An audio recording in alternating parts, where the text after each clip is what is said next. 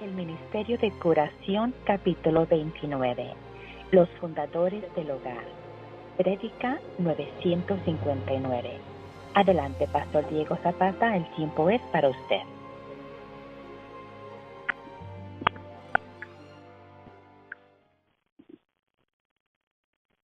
Muchas gracias, hermana Marta. Voy a leer la primera línea del capítulo y luego voy a invitar a los hermanos a orar.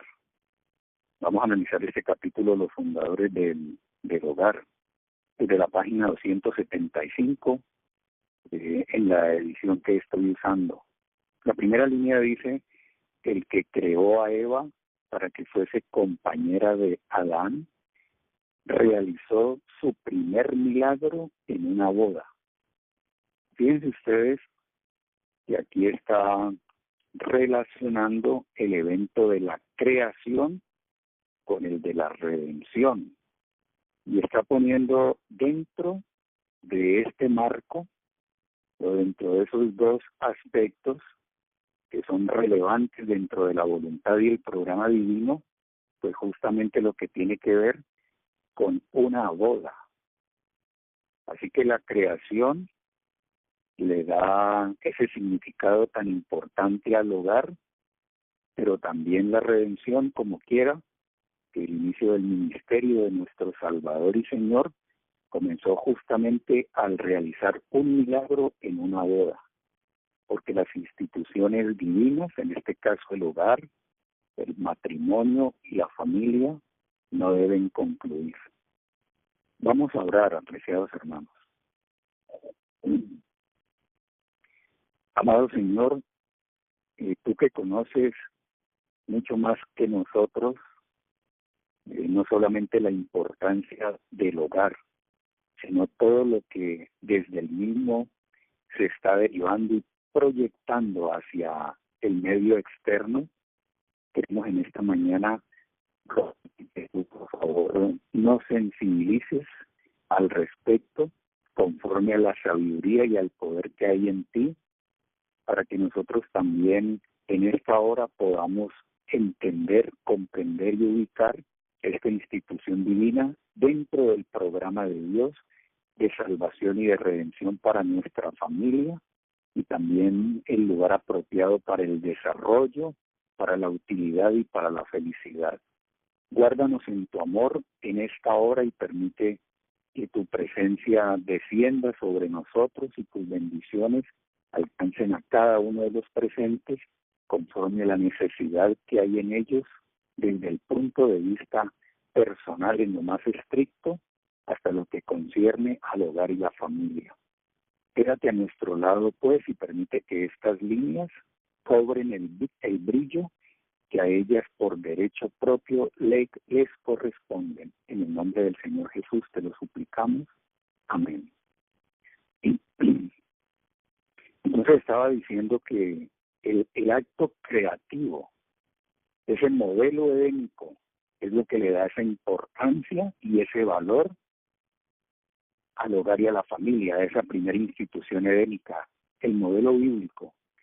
Pero luego es supremamente significativo que al empezar su ministerio público, el Señor Jesús haya justamente tomado como punto de partida una boda para privilegiar no solamente a los contrayentes y a los que mediante el vínculo indisoluble del matrimonio iban a unir sus vidas para siempre, sino por supuesto la institución edénica. Eso debe quedarnos muy claro. Antes de entrar en materia, o para ir comenzando pues con los aspectos que nos interesan en esta hora, yo recuerdo aquella vez cuando al pastor en un congreso se le preguntó, no sé si alguna vez lo mencioné para ustedes. Si ya lo he hecho, pues ofrezco disculpas, vale la pena recordarlo. Y si no, vamos a enriquecernos con esto. Así que está el congreso, y entonces en su estilo pues muy suyo, muy personal, él preguntó que si había algunas inquietudes dentro del público. Yo recuerdo tanto de una manera imborrable como una dama se levantó, Ella estaba ubicada en las primeras filas. Era un congreso mayoritario de aquellos que hace un tiempo atrás convocaban tanta gente, hermanos. Aquí en el territorio colombiano, yo siempre digo, eso fue como un boom. Mucha gente venía, los mismos 500, 600 personas podían encontrarse en una convocatoria de estas. ¿Cómo les parece que la dama se levanta y hace una pregunta con una profundidad, una sensibilidad como quiera, que partía del choque emocional que tal vez la dama estaba viviendo? Miró a su alrededor y no vio acompañantes convincentes más que los hermanos, sin demeritarlos. A lo que me quiero referir es que dentro de la figura constituida con antelación del hogar y de la familia, ahora sus componentes que son vitales no comparecían al evento como ella estaba y su corazón bulliendo de deseos por cada uno de los mismos. Al mirar a su alrededor y ver que no está ni tal vez tocada en su interior, levanta el interrogante y la formulación y le dice: pastor, ¿a qué edad deben irse los hijos de la casa? Yo no olvido nunca, en primer lugar, el rostro reflexivo y la mirada profunda del hombre. Pues sin hacer apología a un hombre, ¿no? Lo digo con respeto. Pero ante la magnitud del evento y ante la trascendencia de la pregunta, él ha desarrollado, yo no sé en cuánto tiempo, todas las ideas pertinentes para tratar de resolver el interrogante, y su frase con la cual comenzó yo nunca la olvido, hermano. Él dijo: ¿a qué edad deben irse los hijos de la casa? Y dijo: nunca se deben ir. Primero nos vamos nosotros. Y continuó con el desarrollo. Yo he visto en mi hogar que por pura gracia de Dios, mi familia, un núcleo fortísimo, hermanos, con una madre que es columna vertebral. Por eso apelo tanto a la sensibilidad de las madres que padecen por la ausencia de sus hijos dentro de los ámbitos eclesiásticos y de la devoción a Dios, y se han sumergido en las cosas de este mundo. Así que apelo a la sensibilidad de ellas, porque yo, proveniente de un hogar que no tenía ningún fundamento mismo dentro del adventismo, fui ganado para el Señor por la sabiduría, el tacto, la prudencia y la dedicación de una madre que hoy por hoy sigue siendo columna vertebral para nosotros.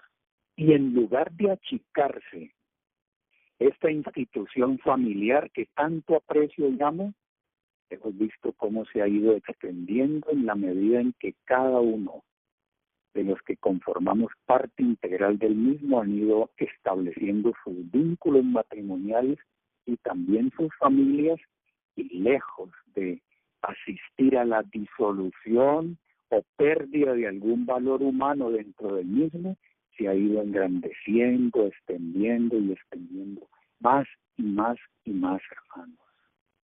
Mis apreciados hermanos, el huerto del Edén y el modelo edénico nos dice a gritos en esta mañana que el matrimonio y el hogar era y es el proyecto de Dios. El ente familiar, hermanos, el proyecto de Dios para el desarrollo armonioso del individuo, para la utilidad del mismo, para la felicidad y la funcionalidad, y para proyectar desde ahí un reflejo al tejido social y a aquellos lugares donde esos hogares fuesen establecidos, de tal manera que todo se tornara dentro del ideal de Dios. Un proyecto, mis hermanos. Yo no quiero que olvidemos eso. Tenemos metas y desafíos con nuestros hogares, pero óiganme bien los que tal vez ya han pasado por esa experiencia y no ha sido la mejor porque vieron cómo se disolvió, ¿no? Y no olvidemos que tenemos una tarea.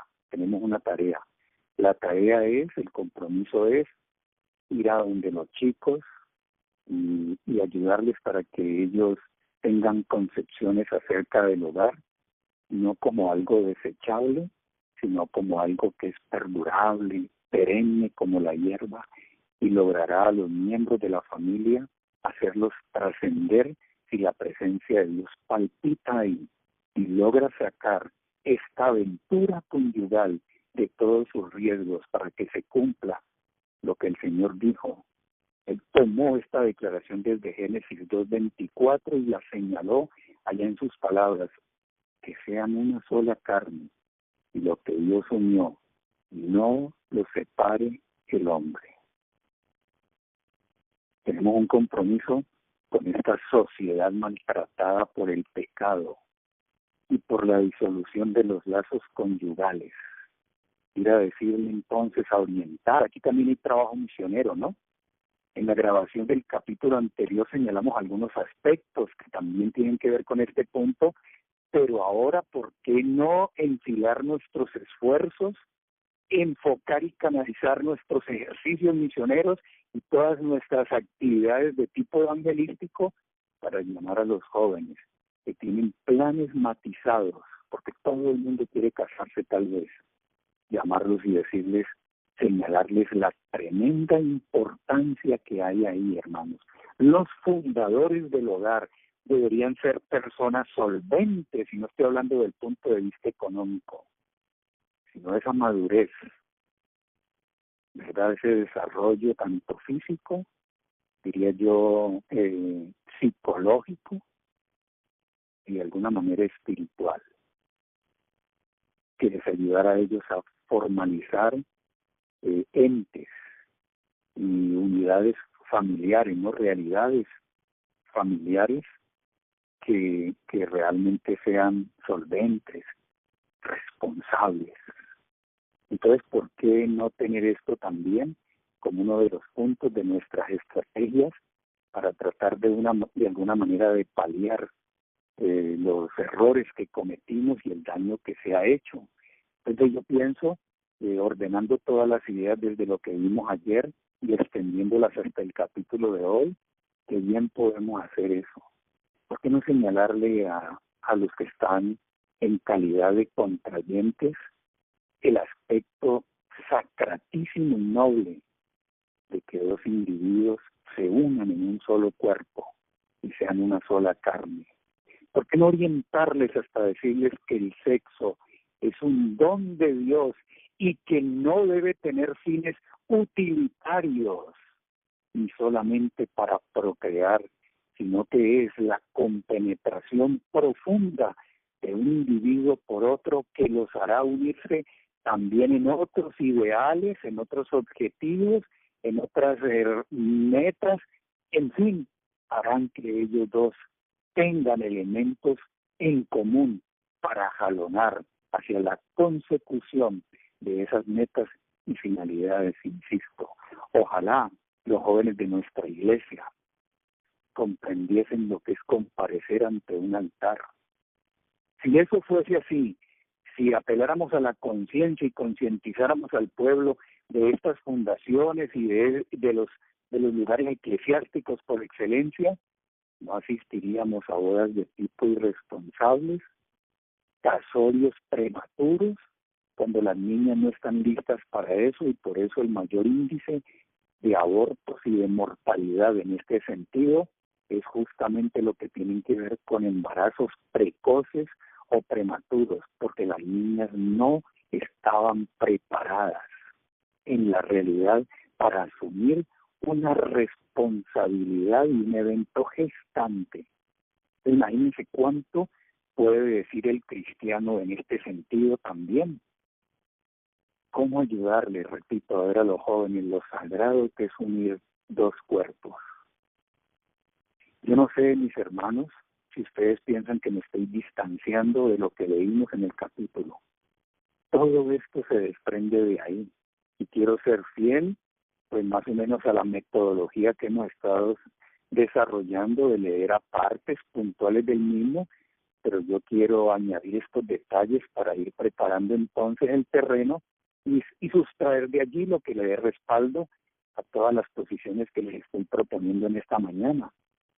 Pero quiero decirles, volviendo a la idea, que unir dos cuerpos, fisiológicamente entendemos lo que es eso, entienden los contrayentes, los potenciales cónyuges, entienden lo que es unir dos cuerpos, porque es una obra sacratísima, elevada, porque es noble, porque recibió la bendición y el aval de Dios tanto en el modelo edénico como en la boda de Caná. ¿Por qué? Simplemente un detalle de tipo fisiológico. Cuando dos personas entran en contacto de esta naturaleza, se gesta una respuesta desde lo que es el aparato reproductor y la fisiología de tipo endocrino y nervioso de la mujer, hasta que hace un reconocimiento de la parte compenetrada en esa unión íntima, y todo esto viene a convertirse como una respuesta del receptor hacia el dador, en algo así como un modelo de llave y cerradura. Ustedes saben lo que es intentar abrir una cerradura con una llave que no le corresponde. ¿Entienden lo que pasa? ¿Cómo se hace violencia al asunto? Y Dios creó el cuerpo de una manera formidable y maravillosa que ha resistido el peso de la concupiscencia y de la lujuria, de la autocomplacencia y de la extravagancia y de los excesos. Y no se desarrolla más cáncer de cervix o cerviz, simple y sencillamente por esa vitalidad con que Dios dotó al cuerpo humano. Dicen que Cali es la primera ciudad, por lo menos hasta hace unos años atrás, la primera ciudad en esos índices de cáncer de cuello uterino. Y todo debido a esa cuestión. Un proyecto desde el modelo edénico de Dios para el hombre. Y al hablar Génesis 1 de la creación de ese ente familiar, entonces presentado como un proyecto, va a apelar a los contrayentes para que ellos sean llamados en su atención a considerar que al ser una institución edénica tiene su fundamentación en el carácter del dador y por supuesto en el trasfondo de ese carácter que es la ley de Dios. Miren ustedes que el primer párrafo de la página 275 de alguna manera nos está soslayando eso. Voy a seguir leyendo. Dice: en la sala donde amigos y parientes se regocijaban, Cristo comenzó su ministerio público. Luego dice: con su presencia sanciona el matrimonio, reconociéndolo como una institución que él mismo había fundado. Había dispuesto que hombres y mujeres se unieran en el santo lazo del matrimonio para formar familias cuyos miembros coronados de honor fuesen reconocidos como miembros de la familia celestial. Estoy leyendo el primer párrafo, pero avancemos un poco los párrafos y las páginas del libro. Vamos a ubicarnos en este momento en la 280. Página 280, casi pues concluyendo el capítulo ya, ¿no? Concluyendo el capítulo. Entonces, como tuvo su origen en el huerto de Edén, tuvo esa fundamentación en el carácter de Dios y en la ley de Dios, conclusión palmaria y lógica. 280, dice así: la indulgencia y la abnegación caracterizan las palabras y los actos de los que viven la vida nueva en Cristo. Repito, la indulgencia y la abnegación, y luego dice: al esforzaros por llevar la vida que Cristo llevó, el yo y el egoísmo. ¿Cuál es el terreno más apropiado? Para que según la fundamentación del hogar, desde el modelo edénico, teniendo entonces como basamento el carácter del dador y la ley de Dios, ¿cuál es el lugar más apropiado? para que experiencias de abnegación se levanten e identifiquen a los cónyuges. ¿Cuál es si no es el hogar? Dios se anticipó a todo este mal y previó que de entrar el pecado el yo sería coronado, y ahora con mayor razón el hogar sería el sitio, el crisol de las experiencias de los que habían sido mordidos por la serpiente para negarse a sí mismo y vivir en función permanente del otro. Imaginen ustedes si eso fuese en los hogares de... Ese es el clamor que brotó en el huerto del Edén después de Génesis 3, y Dios siguió permitiendo la realización de las bodas, no se podía apartar de eso, pero ahora con mayor importancia y relevancia, había que recurrir a despertar la conciencia de los cónyuges con respecto al carácter de Dios y a la ley del Señor. Si dentro de los que me escuchan hay pretensiones de formalizar un hogar, hay deseos de eso, pues déjenme decirles que si no hemos aprendido a cargar la cruz de Cristo, aun cuando haya madurez física, psicológica, aun cuando haya posibilidades económicas, intelectuales y de formación, y en otros aspectos que tienen que ver con el individuo, si este componente está enrarecido o magro, laxo, no sé qué se le puede augurar a esa aventura conyugal.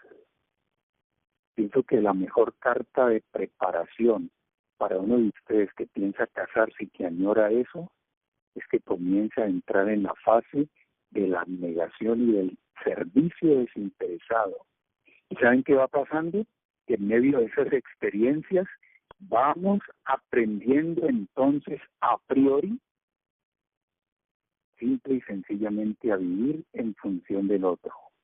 Cuando se establezca este vínculo, se va a cumplir lo que dice aquí que estoy leyendo. Al procurar dominar el yo y el egoísmo, así como al atender las necesidades de los demás, ganaréis una victoria para sota. Aquí está la razón de la disolución. Y el modelo edénico sigue diciéndonos a nosotros y reflejando que la importancia de la institución del hogar y de la familia tenía una característica y un componente: ser establecida mediante un lazo indisoluble. Antes de venir estuve consultando lo que el Código Civil colombiano registra al respecto.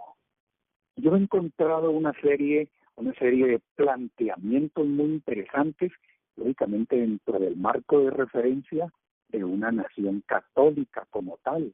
Pero me he quedado asombrado, hermanos, al ver cómo se respalda y se defiende todo lo que les estoy diciendo, aún sobre el mismo papel. La manera de presentarlo es verdaderamente hermosa y lírica. Yo me quedé absorto en madrugada considerando esos puntos y dije, Dios mío, cómo la sociedad perdió de vista todo esto y lo ha puesto sola y sencillamente como las tesis que son apenas teóricas. Nosotros podríamos decir que los adventistas del séptimo día casi que axiomáticamente consideramos que el matrimonio es un vínculo indisoluble, pero apenas viene la dificultad. El yo pretende ganar la primacía, tener el reconocimiento y el primerato. Y lo que comenzó con mucho amor apenas trasciende el plano de la novedad y tal vez de esa fase de conocimiento que se puede desbordar a complacencia, entonces hace que se levanten ingredientes fortísimos que se toman como excusas plausibles para hacer la disolución del vínculo. Vamos a decirle a nuestros jóvenes el aspecto sacrosanto del matrimonio, de la unión de los cónyuges, la fundamentación en el carácter de Dios, porque partió de sus manos en el modelo edénico, el lazo indisoluble que le caracteriza, Y lógicamente el principio que debe englobar toda esa unión, que no es otra cosa que lo presentado en las dos tablas de piedra. Mi compromiso vertical hacia Dios y mis deberes hacia Él como creador y redentor mío. Y mi compromiso hacia el otro, porque fue comprado, fue creado y fue comprado a un gran precio. Y si yo tengo esas dos dimensiones, esas dos esferas, la dimensión vertical hacia Dios, la dimensión horizontal, como le llaman los teólogos, hacia el prójimo, bien establecidas, yo pregunto, ¿qué queda para mí? Se extiende hacia arriba a Dios y se proyecta al otro. Lo único que queda para el futuro cónyuge es que ya no vive para sí. ¿Cómo se destaca este punto dentro del capítulo? Lo sugiere de entrada, lo presenta al final para que no los olvidemos. Y esta línea que estoy diciendo concluye así: al procurar dominar el yo y el egoísmo, así como al atender las necesidades de los demás, ganaréis una victoria tras otra. Entonces, nunca antes, hermanos, esto es a posteriori, vuestra influencia será entonces una bendición para el mundo. Hombres y mujeres podrán alcanzar el ideal de Dios, amén. Hombres y mujeres eventualmente, este es el blanco en este sentido, hermanos, y en el desarrollo de nuestro carácter. Qué bendición tener un hogar bien conformado, una luz para el mundo. Se me ha perdido la página ahora, se me borró de aquí el celular. La tenía bien establecida para leerla, pero ya no alcanzo, hermanos, porque se me escapó, no sé qué mal movimiento hice. Consulten ustedes en Patriarcas y Profetas la página 180, lo que allí dice. Lean eso. Y un hogar bien constituido, un hogar piadoso, el ejemplo, hermanos. Lean y beban de esas líneas. Aquí dice: hombres y mujeres pueden alcanzar ese ideal que Dios les señala si aceptan la ayuda de Cristo. Lo que la humana sabiduría no puede lograr, la gracia de Dios lo hará en quienes se entregan a Él con amor y con confianza. Ahora fíjense que la primera página y la última página están finamente eslabonadas con lo que dice la 276. Los que tienen su libro allí, regresen conmigo. 276, el último y último párrafo. Dice así: este es el primer punto. Estamos viendo este capítulo y he tratado de recapitularlo y más bien de compendiarlo, ¿no? De compendiarlo en unos 4 o 5 puntos. Estoy tratando de desarrollar el primero. Entonces, ahí al final de la página 276 dice: solo en Cristo puede formarse una unión matrimonial feliz. Solo en el Señor. Yo le decía a aquella dama que está en este ciclo, su esposo alcohólico, un poco indiferente a ella, y maltratada en su psique por ese desdén, ese frío, y por su apatía hacia los ejercicios religiosos espirituales dentro de la iglesia adventista. Le dije: hermana, que no recaiga más sobre usted todas estas penas, porque la van a aplastar. Interponga el Salvador y deje lo que Él le diga: a mí lo hiciste. ¿Cuántos pesares nos evitaríamos si Jesús fuese el centro? Ahora le vamos a decir: este es el otro paso. Jóvenes, esto es muy importante. La unión de dos cuerpos es sacro. No olviden el modelo llave cerradura, las respuestas fisiológicas que tienen que ver con la salud y el bienestar de los individuos y lógicamente también de los hijos y de la familia. Y luego les vamos a decir: pongan a Cristo en el medio. No se miren sino a través de Él. Recuerden que la fundamentación es en el carácter de amor alterocéntrico, de una ley de Dios de abnegación. Díganles, hermanos, que la cruz de Cristo será la ciencia y la canción de los redimidos. Hay que orientar a esta juventud, y al casarlos el pastor debe llenarse de argumentos presentando esto previa preparación de los contrayentes para ir poniendo todos estos puntos en orden y aconsejar y hasta llegar a las instancias de decirles más bien esperen, si no ven, aunque sean visos de estos elementos que propenderán a que el proyecto divino conduzca a los dos comprometidos hacia el ideal de Dios, sin abnegación, sin ley, sin carácter y sin Cristo. Eso no puede ser. Solo en Cristo puede formarse una unión matrimonial feliz.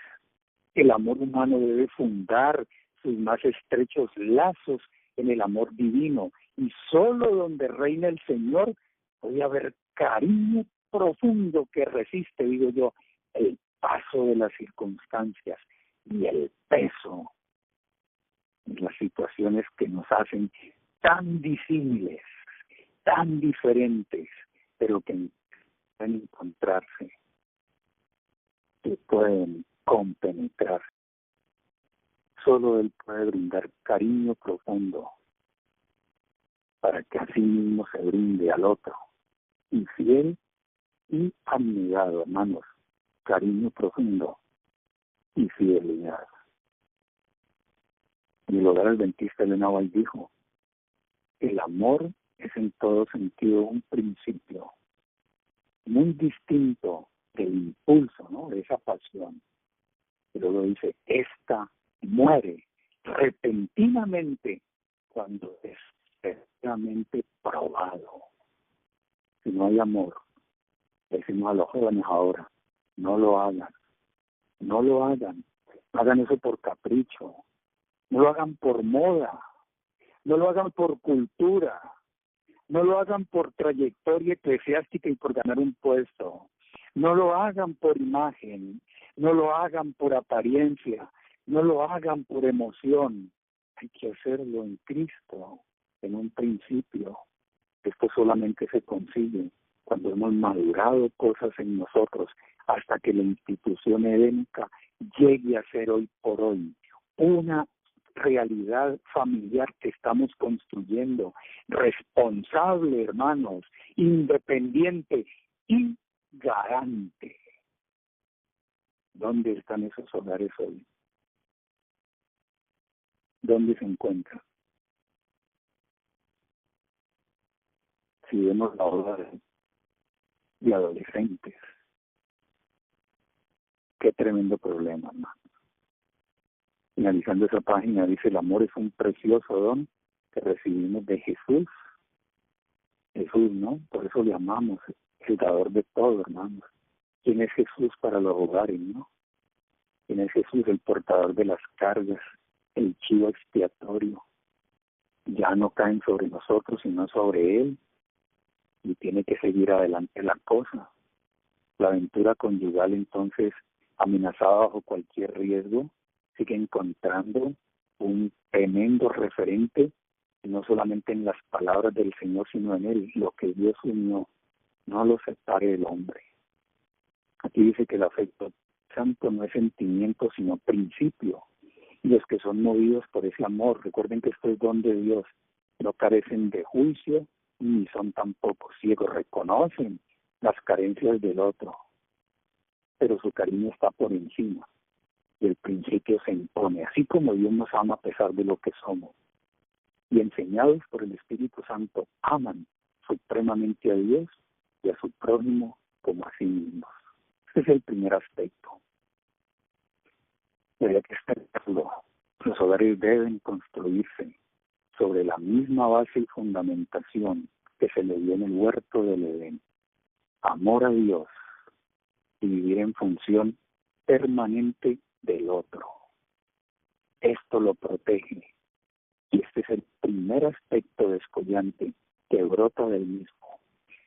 Fíjame bien, todas las demás disposiciones del Pentateuco y de la Torá, que estaban encaminadas finamente para proteger la institución, siguieron soslayando que en el terreno del corazón del hombre estaban sucediendo cosas muy raras desde la entrada del pecado. Entonces Dios levanta esas disposiciones, repito, encaminadas para proteger el vínculo familiar. Y le llama la atención a aspectos como estos. Ojo a la infidelidad, ojo a la poligamia, ojo al divorcio, ojo al incesto. Todo para proteger la relación establecida ante Dios cuando dos se juraron amor para siempre y lograron arrancar las últimas palabras antes de darse el beso y fundirse en el abrazo de ser uno solo, aquellas palabras que les dijo: lo que Dios unió, no lo separe el hombre. Si hemos muerto al egoísmo, pervivirá la institución edénica. Si está matizado en el corazón y el centro soy yo, el egocentrismo, esto seguirá brindando un reflejo deleterio a esta sociedad. Aspecto dentro de los momentos casi ya finales de este capítulo. Quiero referirme a lo que dice la tradición judía en este momento. Refuerza lo anterior y vamos al segundo aspecto que encuentro ahí en la página 275. La tradición judía le llama a esta relación, le llama un kedushim, que significa, en otras palabras, no llevado, transliterado a nuestro idioma, consagración. En otras palabras, son dos que se entregan mutuamente y se consagran el uno al otro. Qué tremendo eso, hermanos. Nuestra relación conyugal debería ser un kedushim, hermanos, una consagración, un compromiso de dos, repito, con elementos que jalonen hacia el mismo propósito. Y que cuando haya esa unión tan permitida por Dios, que tiene muchos fines, sea sencillamente la culminación de todos esos afectos y miramientos que allí se dan. Génesis 2:24, repito, lo que dijo Jesús, una sola carne. Y aquí en la página 275, este es el segundo punto. En este segundo punto encuentro dos aspectos. 275, penúltimo párrafo. El vínculo de la familia, hermanos, dice aquí, es el más estrecho. ¿Sí? Es una consagración, es una sola carne. Ojo a esto, el vínculo de la familia es una cosa muy exclusiva. Cuidado con eso. A veces nos damos el lujo de permitir la intromisión de elementos allí que son verdaderamente perjudiciales, o para la relación conyugal, o para los hijos. Se convierten en un referente tan importante que comenzamos a revelarle nuestras desgracias, nuestros problemas, las dificultades, las deficiencias del otro. Y la palabra se ha anticipado diciendo que dentro de muy poco, la persona que así lo hace, si su interlocutor es del otro sexo, terminará rendido en sus brazos. Eso tiene un hechizo y una cosa muy extraña. Una cosa supremamente extraña, hermanos. Y los que hacen trabajo misionero, que son hombres o mujeres, y van solos a los escenarios, tengan cuidado, hermanos. Establezcan murallas de separación supremamente considerables. No se den a la familiaridad, respeten. Y en la cuestión de las confidencias y de la consejería hay que tener mucho cuidado, porque hay veces las personas sueltan unas cosas como manejadas por el diablo y comienzan a generar un impacto muy negativo, muy desagradable y hasta muy pecaminoso en la mente del que recibe todo eso. Comienza Satanás a tratar de fortalecer la imaginación en ausencia de hechos concretos, pero que también delineados y pintados terminan por hacer que el receptor construya inevitablemente una escena en su mente y puede entrar en un terreno supremamente peligroso. Qué delicado es esto. ¿Cuántas lumbreras están e irán a desaparecer del escenario sola y sencillamente por no tener en cuenta estas recomendaciones. El vínculo de la familia es estrecho, es el más tierno y el más sagrado de la tierra, dice Benabai aquí, destinado para ser una bendición para toda la humanidad, y lo será siempre que ese pacto matrimonial se selle con inteligencia, en el temor de Dios y con la debida consideración acerca de sus responsabilidades, diría yo, de sus roles. Estos niños maltratados y maleducados dentro del hogar, en sus roles comprenden para tratar de ir a formalizar instituciones garantes e independientes y solventes. Pareciera que todo esto no nos presenta sino un aspecto pesaroso y poco halagüeño. Por eso hay que mover las filas y educar y orientar al pueblo. Está viendo de la nutrición y de la culinaria, claro, está viendo de la salud, pero miren los dos elementos que brotan de su palabra en los dos capítulos, en el anterior y en este. Página 276, dentro de este segundo elemento que estamos tratando y hacer a manera de compendio del capítulo, dice: la elección del esposo o de ella debe ser tal que asegure del mejor modo posible el bienestar físico, intelectual y espiritual de padres e hijos, de manera que capacite a unos y a otros para hacer una bendición. Y aquí vienen recomendaciones y pautas que son como mojones, son como hitos para tener en cuenta. Ojalá que tengan experiencia práctica que los haga aptos, párrafo siguiente, ¿no?, para cumplir los deberes de la vida y llevar las cargas y ser responsables. No favorezcan los matrimonios tempranos. Un compromiso tan importante como el matrimonio y de resultados tan trascendentales no debe contraerse con precipitud, sin la suficiente preparación y antes de que las facultades intelectuales y físicas se hallen bien desarrolladas. He mencionado eso. Y luego dice que en el párrafo de más abajo no debería haber gran disparidad de edad entre ellos. Estas cosas deben considerarse. Estos detalles aparentemente ínfimos, harto contribuyentes son. Nosotros hemos oído de las grandes arterias fluviales de estos países, por ejemplo en Colombia, el río Magdalena. Y en el país de tu origen deben haber también muchas arterias fluviales, ¿no?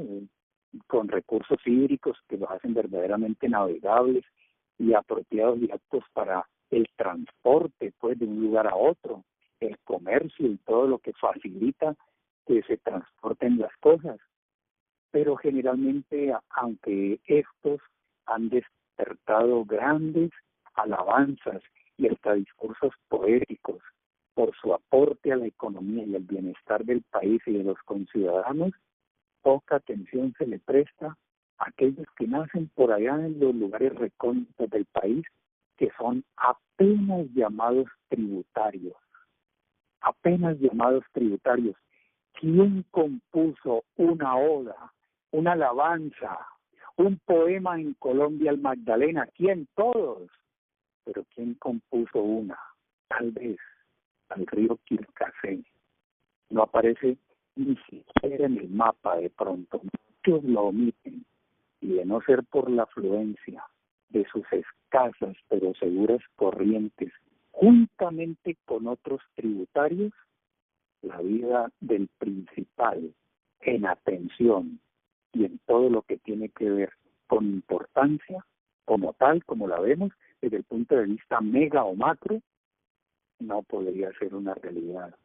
Lo pequeño, significativo, en el huerto del Edén, Dios, encontramos a un Dios prolijo en los detalles, hermanos, para la felicidad. Y aquí hay detalles. Sean maduros, llénense del amor de Dios, aprendan a hacer un oficio, y no olviden que tienen que vivir en función del otro, asuman sus responsabilidades, entiendan sus roles y sus desempeños, que no haya una gran disparidad ni diferencia de edades. Ojo con las brechas generacionales que se abren, que pueden ser peligrosas, cuidado con la disimilitud tal vez cultural, intelectual y hasta de tipo económico, analicen bien todos esos puntos y tantas otras cosas que nos parecen de poca importancia, pero que más adelante cobrarán tal fuerza que pueden dar al traste con la figura, con el modelo y con la institución. Paso número 3, última parte de la 275. Los que piensan en casarse deben empezar el carácter y la influencia del hogar que van a fundar.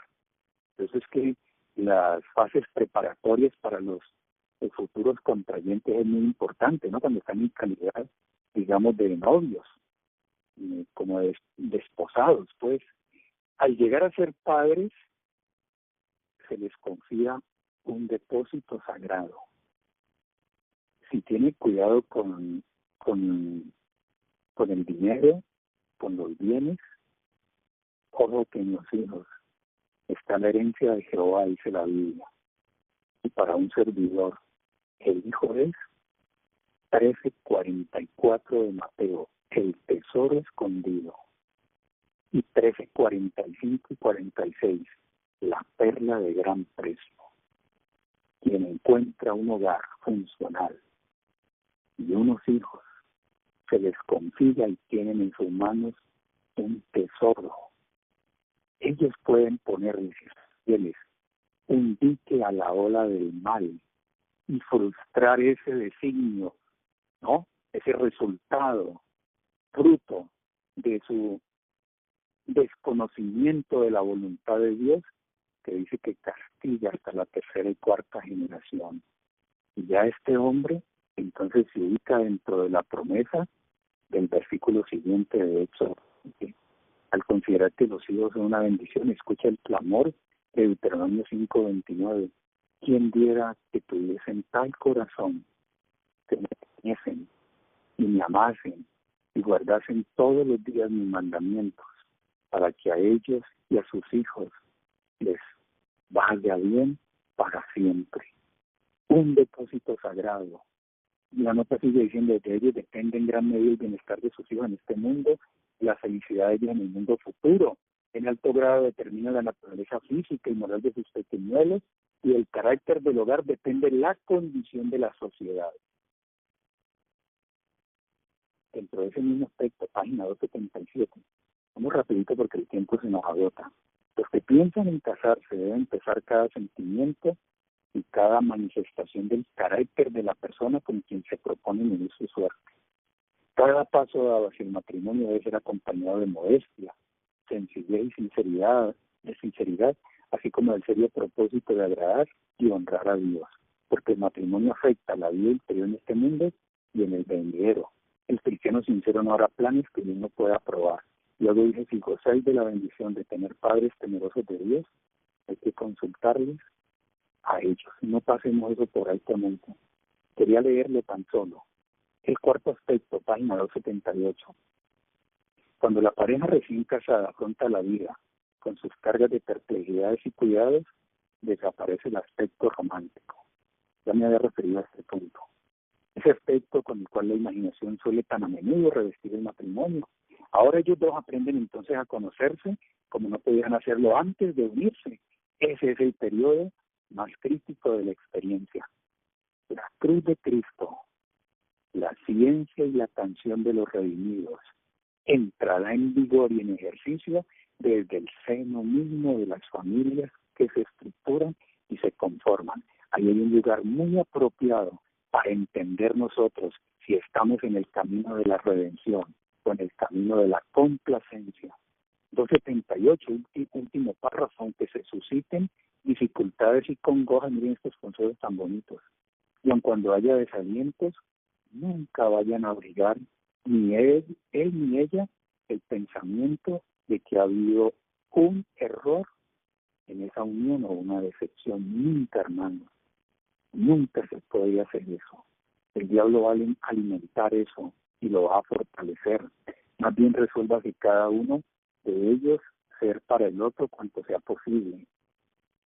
viviendo en función de los demás, sigan teniendo el uno para el otro las miradas que tenían al principio, aliéntense en las luchas, procure cada uno, ¿verdad?, en propender a la felicidad del otro, y se haya entre ellos ese amor mutuo y sopórtense. Entonces el casamiento, en vez de ser la terminación del amor, será más bien su verdadero comienzo. El aspecto quinto de la 279 dice que ese círculo es privado. Cuidado con eso. Si usted quiere introducir en el hogar en aras de hacerle bien a alguien, estudie muy bien la situación. Y todos estos puntos hay que señalárselos a los que piensan fundar un hogar. Justamente aquí el sobrino ha escogido a una señorita. Me ha consultado con mi papá, ha consultado con un servidor, ha hablado con los... todos los pasos de ese conducto regular, ¿no? Muy interesante la posición del muchacho.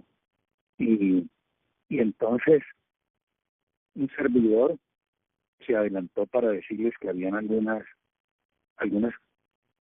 de las líneas de Elena White, pues que necesariamente tendrían que ser consultadas por ellos de manera previa. Y justamente acabo de señalarles este capítulo. Es precisamente eso. Y tengo que sentarme con ellos a dialogar un poco al respecto. Bueno, apreciados hermanos, el último punto de este capítulo tiene que ver entonces con la necesidad de establecer estos hogares para que sean una luz del mundo. Ha sido en términos muy generales, tratando de abarcar las líneas que tienen verdadera relevancia dentro del mismo. Podemos entonces por hoy culminar tan importante tema, pero para ello vamos a rogar la bendición de nuestro Padre Celestial. Amado Señor, que vives y reinas, no solamente por amor a tus hijos y por gran consideración a nosotros, has encaminado todas estas palabras y estas revelaciones.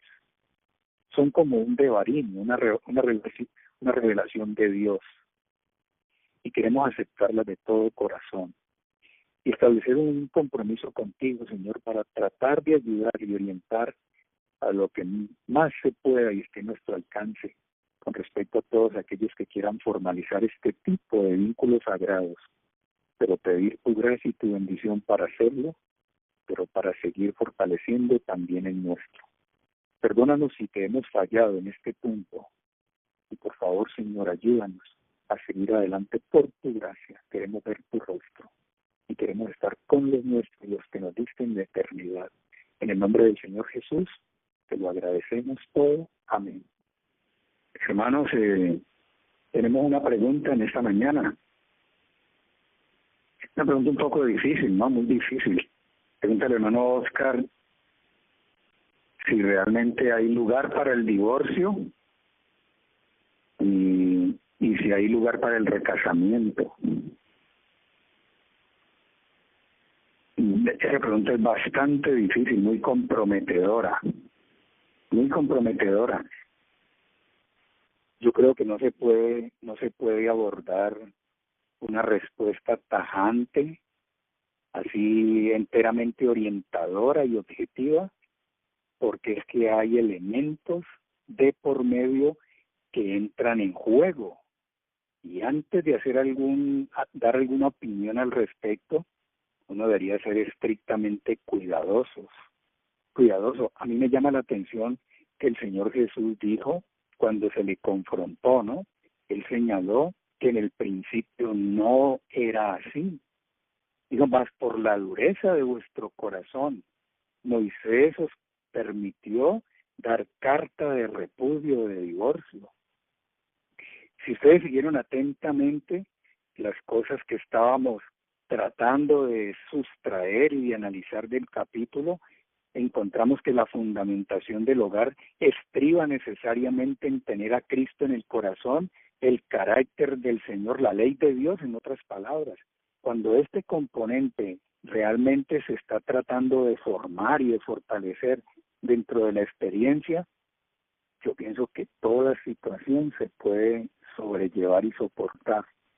Hay algunas que escapan a eso, por ejemplo, la violencia, ¿no?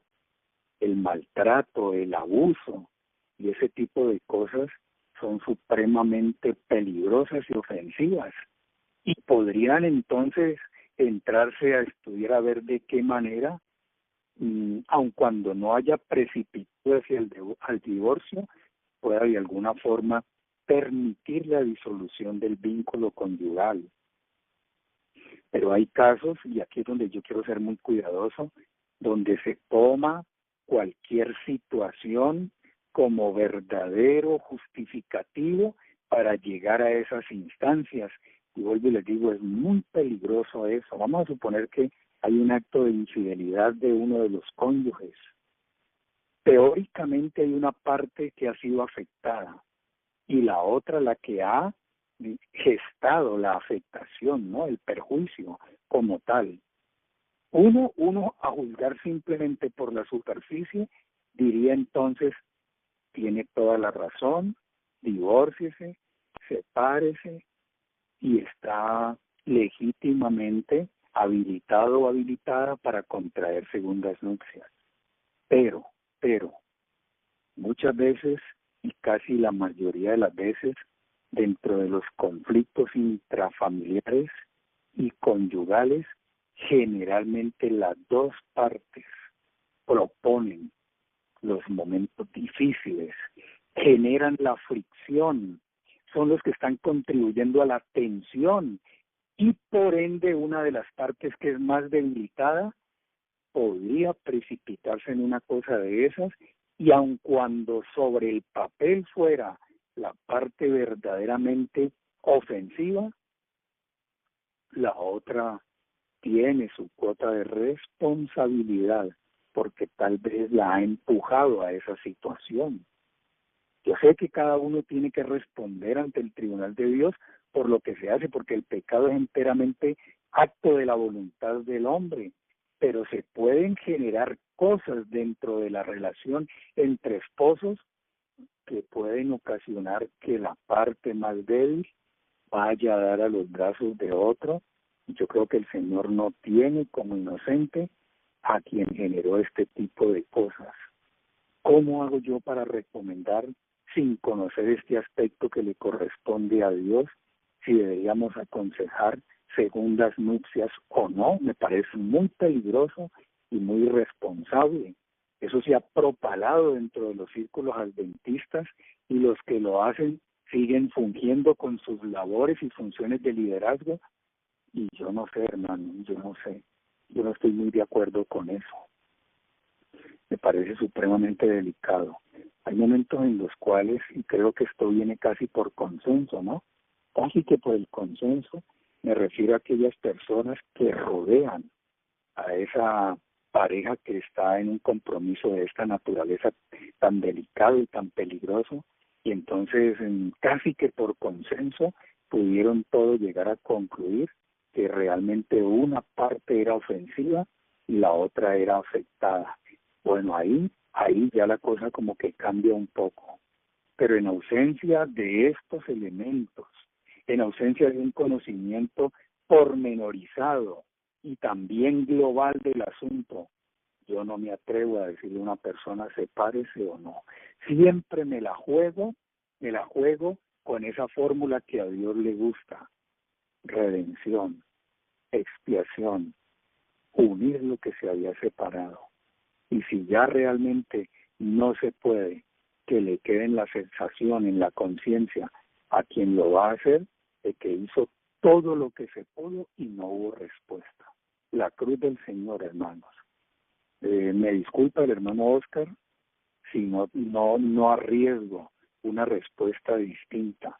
Me da mucho temor en vista de todo lo que está pasando aún dentro de nuestro medio y prefiero guardar silencio. Que el Señor le ayude al hermano y a cada uno de nosotros a resolver esto desde su palabra. Él es la voz, no soy yo.